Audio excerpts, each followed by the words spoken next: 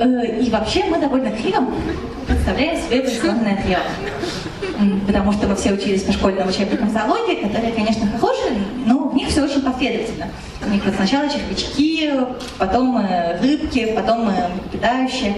И мы как-то воспринимаем это как такую ступенчатую лестницу, в ходе которой мы приближаемся к человеку, являющемуся вершиной эволюции. На самом деле медуза долго бы смеялась, если бы вы ей сказали, что вы вершина эволюции, а она нет. Потому что на самом деле эволюционное древо выглядит вот так. На самом деле важно понимать, что любая медуза эволюционировала так же долго, как мы, а на самом деле она эволюционировала даже дольше, потому что у нее смена поколений происходит часто.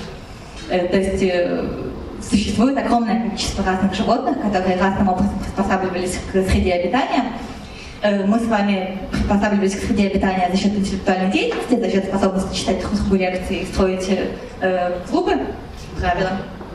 Вот, но большинство животных выбирали какие-то другие эволюционные пути и достигли в них ничуть не меньшего совершенства, чем мы с вами.